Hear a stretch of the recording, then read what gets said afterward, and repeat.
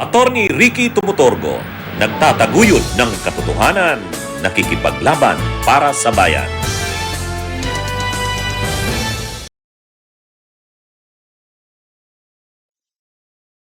Mga kabunyog, mga kababayan, welcome sa isa na namang episode ng ating bagong segment, Ang Take Ko, ni Attorney Ricky Tumutorgo. Mga kabunyog, mga kababayan, itong bago kong segment na ito, ginawa ko ito dahil maraming mga viewers natin, mga subscribers, followers, na laging nagtatanong sa atin. Pag may mga maiinit na issue, kaganapan sa ating bayan, ang tanong nila, Attorney, anong take mo dito sa issue na to? Attorney, anong take mo dito sa pangyayaring ito? Kaya gumawa na lang ako ng regular ng segment. Ito na po yun, ang take ko, para lagi na lang po ninyong subaybayan ito araw-araw. Napapanood po ninyo ito sa aking YouTube channel na Attorney Ricky Tumutorgo. Kaya kung hindi pa po kayo nakasubscribe, subscribe na po kayo. Napapanood rin po ninyo ito sa Attorney Ricky Tumutorgo Facebook page. Kung hindi pa po kayo nakafollow, follow na po kayo. O ito mga kabunyog, mga kabayan, simulan na natin ang take ko ni Attorney Ricky Tumutorgo. Si Chavit Singson, titistigo ayon kay Senador Ping Lacson, titistigo sa sunod na hearing ng Senate Blue Ribbon. Maganda naman yan. Actually, maganda yan, natitistigo siya.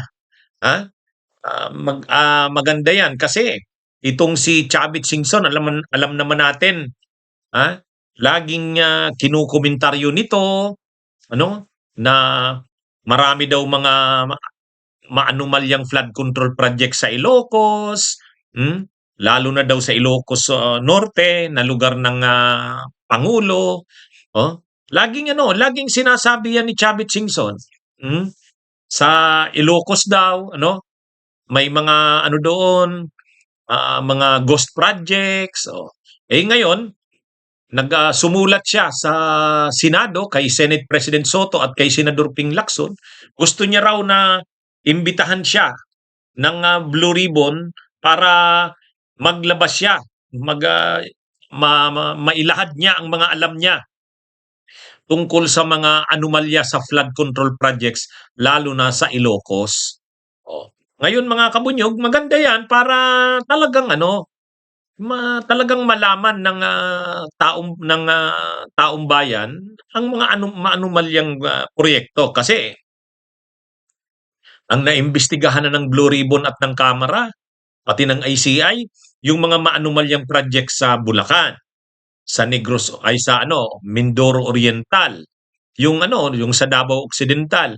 Pero pagdating sa ibang rehiyon, wala eh. Ang kailangan lang talaga yung may mga alam sa mga proyektong maanumalya sa iba't ibang lugar ng bansa ay lumabas na, magsalita na. At itong si Chavit Singson, kahit pro Duterte yan, pro Sara yan, ayan, tinanggap ni Senador Ping Lacson. Sabi ni Senador Ping Lacson, basta't gusto mong magsabi ng nalalaman mo, bukas daw sa Blue Ribbon. Kaya saludo rin tayo dito kay Senador Ping Lacson, kasi hinahayaan niyang magtestigo si Chavit Singson. Baka nga ang mga sabihin pa niyan, mga proyekto, baka maglabas siya ng mga proyekto na sasabihin ni Chavit Singson ay proyekto ni Sandro Marcos, unang mga nila Marcos doon sa Ilocos Norte. Kaya rin yan talagang rin itong si Senador Ping Lacson. Ito, nagpapakita ito na hindi totoo yung akusasyon kay Senador Ping Lacson na si Senador Ping Lacson ay may pinoprotektahan. Kasi kung may pinoprotektahan siya, hindi niya pa sasalitain yan si Chavit Singson. Kasi oposisyon yan, pro Duterte yan. At ang malamang ang tutumbukin niya dyan, yung mga maanumalyang project sa Ilocos Norte at Ilocos Sur. Ilocos Norte, lugar ng Pangulo yan at ni Sandro Marcos. Anyway, abangan natin kung ano nga bang isisiwalat ni Chavit Singson. Basta tayo, kung anong masasabi natin diyan, okay yan, para yung madalas na sinasabi ni Chavit Singson na grabe daw ang anomalya. Dati kasi ang akusasyon ni Chavit Singson, parang hindi daw ayaw daw imbestigahan ang mga anomalya sa flood control project sa Ilocos. O ngayon, pinakita na ni Senador Ping Lacson na hindi totoo 'yan. Hindi totoo 'yan. Kahit Ilocos 'yan, lugar 'yan ng presidente, imbestigahan 'yan basta't mayroong gustong magsalita. O ito na, kaya medyo aabangan natin ito, mga kabunyog. Oh. Kaya itong mga gustong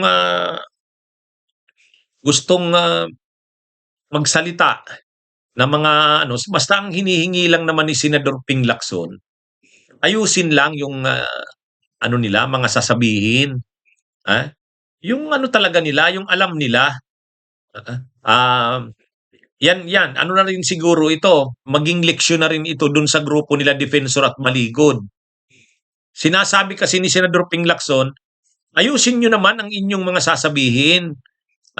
Yung mga hindi naman kapanipaniwala, ay wag nyo nang ipilit yan. Kasi pag ipipilit nyo yan, baka ma-cite in contempt kayo. 18 pa naman yung mga ex-marines na yun ni Baligod at ni Defensor.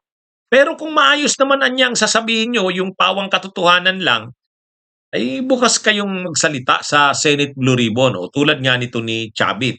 Kaya abangan natin ito, mga kabunyog, mga kababayan, kung anong mga sasabihin ni Chavit Singson. Ang importante dito, pinagbigyan siya ni Lacson, ni Senador Ping Lacson, na magsalita.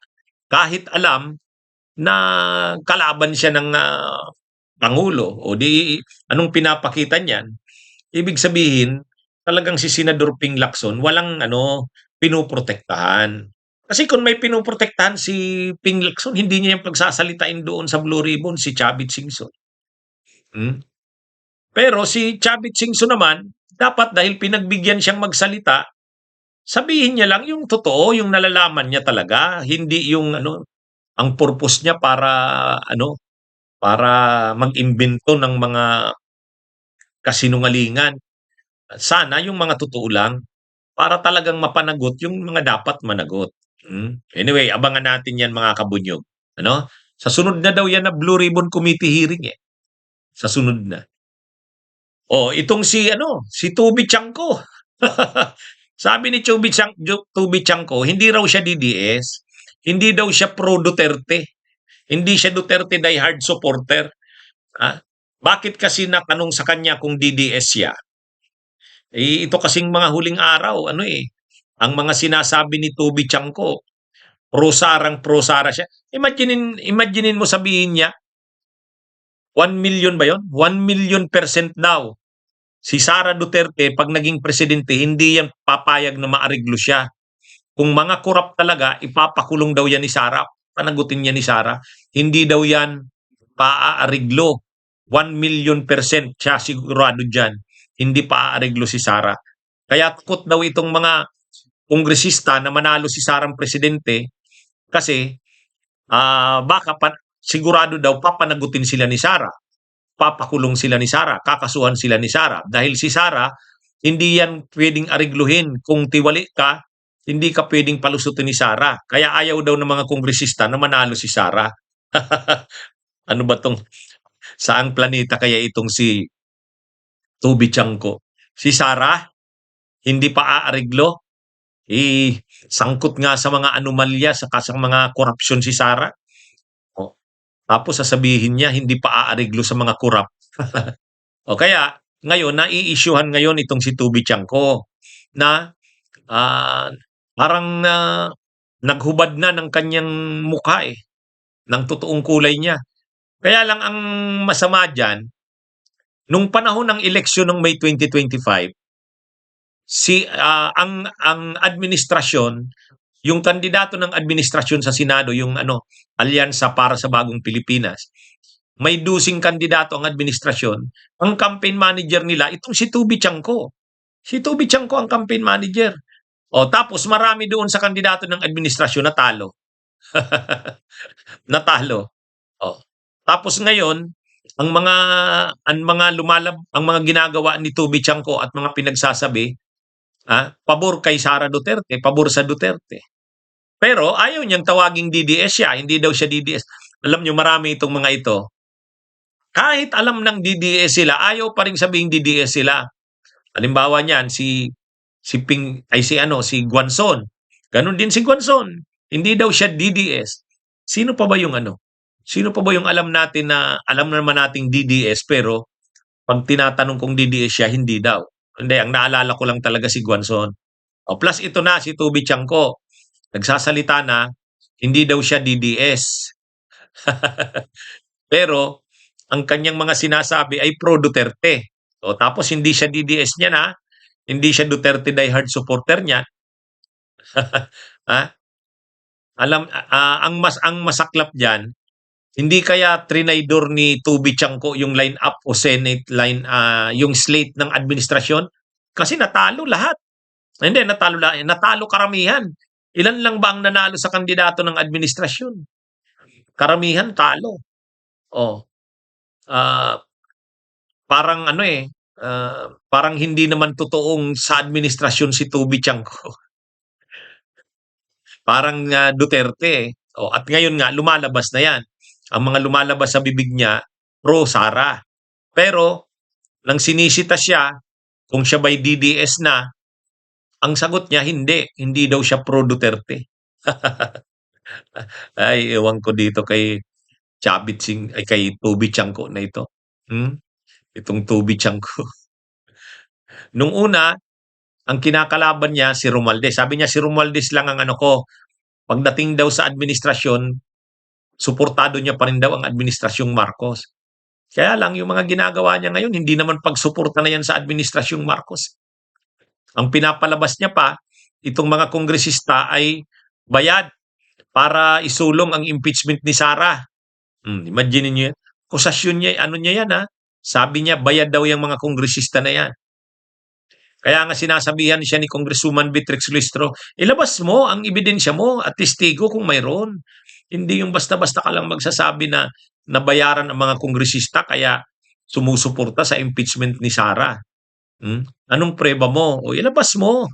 Kaya lang wala namang linalabas si Tubi Chanco. Talaga lang ano siya, ang mga ginagawa niya ngayon at pinagsasabi, pro Duterte. Pero pag tinanong mo kung siya ba'y DDS, ang sagot niya, hindi. Hindi. Ano lang daw siya. Kaya nga daw tinutulak niya ang mga kongresista na suportahan ang impeachment ni Sara. Sos, maniwala. Ano niya lang yun? Sabi-sabi niya lang yun. Ang totoo, pro Sara siya. Itong si Tubi Chanco. Ay mga kabunyog, mga kababayan, ang mga rebelya parang grabe ang hinanakit. May isang programa, nagrally itong mga supporters ng rebelya at nagsalita sila ni Rebilla sa yung mga anak ni Bong Rebilla na ah, si Jolo, sino pa bang Rebilla? Yung mga anak ni Lani Rebilla at saka ni Bong Rebilla. Brian ba 'yon? O yung mga anak ni mga kongresista rin 'yon. Kongresista ng Agimat Party List, kongresista ng isang distrito ng Cavite. O ngayon, nagprograma sila yung mga supporters kasi gusto nilang kita ang suporta sa kay Bong Revilla na nakakulong. Kaya lang mangiyak-ngiyak sila ni Mercado sila ni Revilla, nangiyak-ngiyak. Pero sa totoo lang, mapapansin mo, hindi lang nila masabi pero ang hinanakit nila, bakit bakit si Bong Revilla lang ang nakukulong? Ang daming pinapangalanan ng mga senador at kongresista. Ang nakulong at mabilis na nakulong si Bong Revilla. Nasaan na sila Jinggoy, sila Chis Escudero, Joel Villanueva? Bakit wala pa rin kaso at hindi pa rin nakukulong? Ang mahirap niyan, kung hindi na makukulong sila Jinggoy, sila Joel Villanueva at si Chis, parang si Bong Revilla lang ang makukulong. Parang sacrificial love, para lang ipakita na may accomplishment sa kampanya sa anti-corruption, ayan, kinulong si Bong Revilla. Bagamat malamang din talaga, sangkot siya. Kaya lang, dapat sana kasi makasuhan na rin at makulong na rin sila Villanueva, Jinggoy Estrada, Chis Escudero at yung mga kongresistang contractors.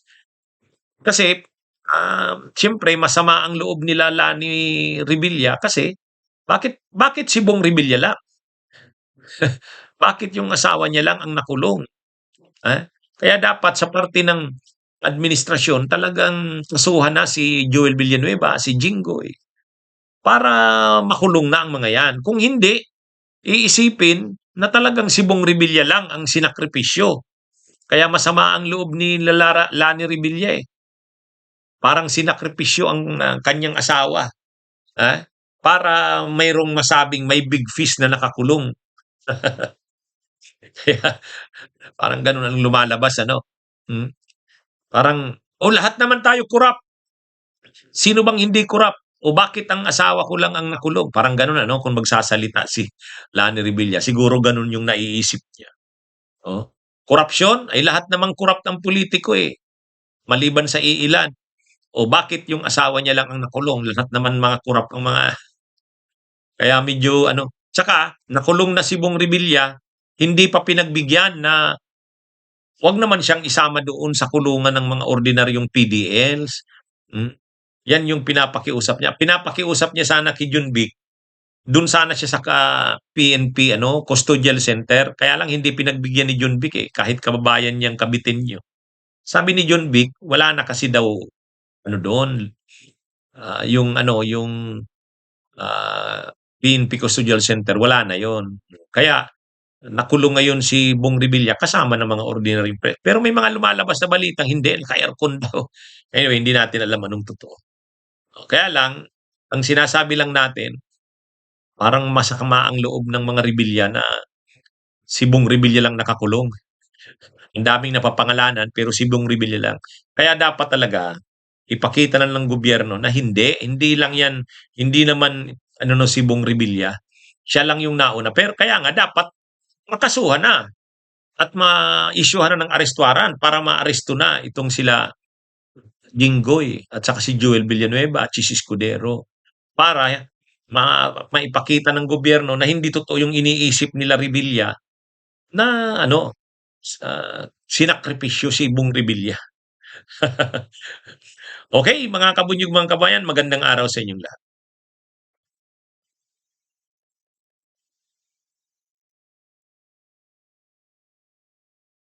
Bunyog, bunyog, halikan na kasama ka. Bunyog, kapag buklod ay may pag-asa. Luzon, Visayas, Mindanao, isa ang pananaw. Sa bagong Pilipinas ang bunyog isisigaw. Bunyog.